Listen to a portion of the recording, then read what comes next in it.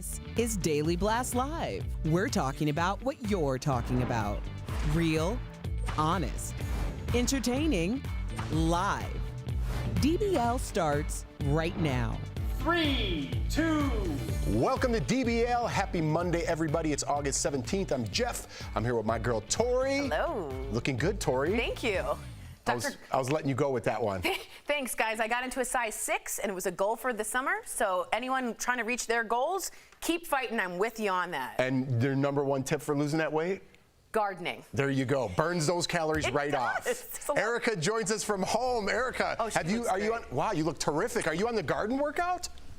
Oh, thanks. I am not on the garden workout, but I'd love to hear more about it. Tori, you have been killing it, so congratulations on hitting your goal. Thank you. There is a whole row of crops, though, that I forgot what they were that I planted. Crops? Yeah. How many acres are you on? We're on like 0.2, but I have a whole row, and I'm just going to be surprised at what they turn out to be. I think they're beans. I forgot what I planted. All right. Moving on. Happy Monday, everybody. Sharon Stone says her sister Kelly has coronavirus and is not doing well. Her sister and husband both have the virus and are in a hospital in Montana. Kelly Stone also has lupus and a weakened immune system, which is very important, I think, to this story. Sharon posted a photo of her sister's hospital room, writing, "One of you non-mask wearers did this." Sharon also says it was difficult for her sister to get treatment or even a test. Let's watch. They couldn't give her the remdesivir until she went to the hospital because that's the law there. And there was no one to help them while they were at home alone because there are no kind of nurses that can come to the house there because there's no test for them. When they say there are tests for everyone, they're lying. When they say there are tests even for the nurses in the hospitals, they're lying. People are dying and fighting for their lives because there's nothing but lies. And, you know, listen, I feel her anger. I don't know anybody personally that has COVID, but if you had a sister like that, I imagine it would be similar to her pain. I don't know if we ever said there was enough tests to go around for everybody, but I think the weakened immune system has a lot to do with it. Yeah, but I also think it's fair that we personalize this. Yeah, 1,000 people die a day, once almost every minute, and that becomes sort of just a number. And you got to think that's someone's like brother, sister. They played basketball. They had dreams. They had hobbies. This is personalizing it. This is my sister. She couldn't get help, and I have power as Sharon Stone. Imagine someone with no power and what they can't do. So I appreciate it only because it personalizes. I do too, and with the numbers the way they are, I think it's just a matter of time till it all gets personal for everybody, right? For everybody. Erica, how do you feel about Sharon Stone? She was pretty upset, obviously. Yeah, it's very upsetting. Very early on, I had a handful of relatives who contracted COVID. It was a very scary situation because also consider you couldn't get to them. So the idea that so many of these people have died alone in hospital rooms, like or in the hallway or at home, like it's just so inhumane in so many ways. And the idea that there's been over 170,000 deaths and people still don't seem to get the gravity of the situation is very alarming. Yeah. I'm with both of you guys. I mean, we say it every day on the show here, but we must move on. All right. Kevin Hart is lending his support to his friend Ellen DeGeneres. The two were spotted over the weekend having lunch at a hotel restaurant in Montecito, California. Ellen has a home in that area. And earlier this month, Kevin defended Ellen on Instagram after allegations of bullying and harassment on her show came to light. He called her, quote, one of the dopest people on the bleeping planet. In 2018, Ellen also had Kevin's back after he stepped down as host of the Oscars due to some controversial tweets he had made in his past. Now, we were talking about this, Erica, before the show started, me and Tori, and I don't fault Kevin Hart for having his friend's back. She had his back in 2018, and now he's repaying the favor. And how could you hate somebody even though your own experiences are all positive with that person? Could you hate somebody just by word of mouth? Well, I think some people can. Some people don't. I think Hollywood always uses this confessional prose from First They Came, and the idea is if they come for me in the morning, they'll come for you in the night. And the whole premise is the fact that people are being taken and no one's there to speak up, like no one's speaking up, therefore who's going to be there to speak up for you when they come for you? And I'm glad that Ellen has the support of multiple people who have stepped forward to defend her. I think we can have this conversation in some degree of flexibility and duality. Could Ellen be a really great person personally and have all of these people who can vouch for her? Absolutely. Could her staff experience be exactly how they're describing it right now? Absolutely. I think we're too absolute in our ideas of one has to be true and the other can't be true. I think they can both be true. But I think validating each person's experience is very important. I like what you said. And Tori, you were on the other side of this. I was validating kind of Kevin Hart and their friendship that they had. And you were saying, you know, what about the workers? This isn't right. Right. And in some respects, I do understand standing up for your friend, having their back. Loyalty is very important to me, and I understand that. But I also think, of course, she's nice to Kevin Hart. Right? Like, of course she's nice to Katy Perry. These are her list echelon. They make the same amount of money. They have the same amount of power. What people are concerned about is the toxic work environment of those below her. So, for instance, if people were mad at you and I stood up for you, I would stand up for you knowing you were good to everyone. But if you were only good to me and not good to the people who work there, I might step back and be like, that's not my experience, but I also don't support that. Right. But if that was his only experience, he could only speak from his experience. Which is fine, but know that it's a very privileged experience, right? I mean, he's not in where the people are saying like it's Erica there. said, there's duality of thought. Absolutely. You got to appreciate both sides, and I don't condone that at all. In fact, I'm on the complete opposite side when it comes to that. I mean, I pride myself on being good to work with. It's how I'm in this business, to be quite honest with you. I'm not that talented, but you have a good time when you work with me. He's not kidding, folks. He's not kidding. No, I'm kidding. Nobody talked. Erica, I thought you had my back. We were talking about getting each other's backs here. All right, never mind. No, I'm just kidding. I'm just kidding. I'm totally kidding, Erica. We're moving on. I'm making a joke. All right, Ewan McGregor. Ewan. I'm mad. Ewan. All right, Ewan McGregor is being forced to pay up. Check this out. To his ex-wife. Ewan and his wife, Eve, called it quits back in 2017 in the divorce settlement. The actor has agreed to give her half of everything he earned during their 22 marriage. This includes royalty from his Star Wars movies. Yep. He's also paying $36,000 a month in spousal support and about $15 grand a month for child support. $51,000 a month. Ewan started dating actress Mary Elizabeth Winstead in 2017 while they were filming Fargo. All right, Tori, the floor is yours. I'm just saying this, Obi-Wan Kenobi, you want to go cheat on a co-star who's 30 years younger? Good, you're going to have to pay for it. She was there during your Star Wars, allegedly. She was there during Star Wars. She was supporting your children. For 22 years, this woman had your back. You decide to go with Mary Elizabeth Winstead and kiss her in public, and the ex allegedly had to find out through the press and break her heart? Ewan. I expect better, Ewan. I think she deserves the money. It sounds like you lost because he's losing a lot of money. Erica, what do you... listen, for me, this is a little excessive, Erica, but what do you think?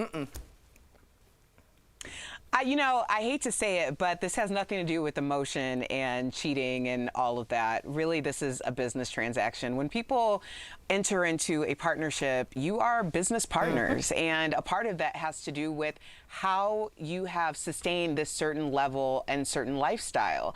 And what people fail to realize is that even if one person is the main breadwinner, there is a co-pilot in this situation that's kind of helping them to navigate. So if, for instance, like for me, if in my current situation, my marriage, everything that we do is very much equal. When he yangs, I yin. When he yins, I yang. And so if we were to split, we would need to split.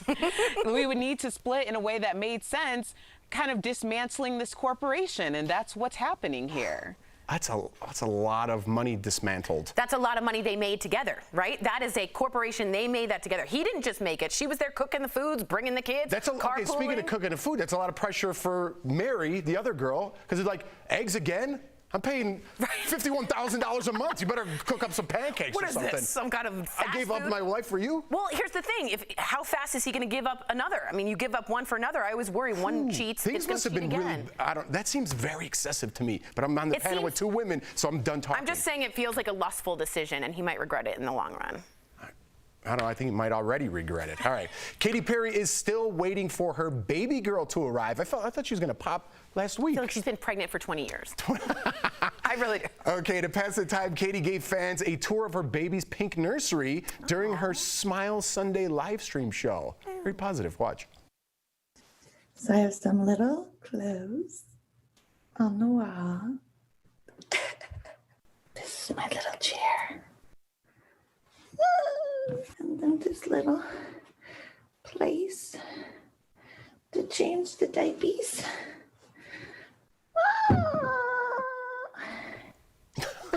Katy also showed off this onesie full of images of her fiance Orlando Bloom's face. That's good. Erica, I could see you and Anthony getting one of those onesies with your faces all over it. I don't know. No. I don't know. I do like to see this, though, especially with new moms. It's like, I've never really thought, like, I'm a very impatient person. I've never thought, like, what would it be like to carry around a person for 9 months and not know anything about them? Like, that's a strange thing when you really think about it. It is. Like, just living here, don't know what you're gonna be. Like, I mean, it's cute to see. Listen, my advice to Katy Perry, which I'm sure she watches the show She does every day, yeah. is don't do videos of the nursery. Take a video of you taking a nap, because that's what you're really going to want once that baby comes. Well, I think it's interesting. Watch, she has a baby and it's totally a tomboy, right? Like, it sometimes, just like Erica said, you never know. And she has this bright pink, sort of girly room. Watch the baby come out and be completely different. I'm sure it's going to be an atrocious looking baby. No, I don't mean ugly. I just mean maybe into other things. That was a joke, because Orlando Bloom is pretty handsome. She's pretty good looking. He's gorgeous. It doesn't. Looks don't matter, Jeff. How dare you? All right, Erica, stick around. Coming up on DBL, celebrities are getting in the best shape of their lives. From Adele looking lean and mean to Lenny Kravitz and Halle Berry fit in their 50s. What's their secret? That was a tease and a half, huh? Yeah. And check out our studio. Nearly everyone is still working from home during the COVID pandemic. We miss you guys. We'll be right back.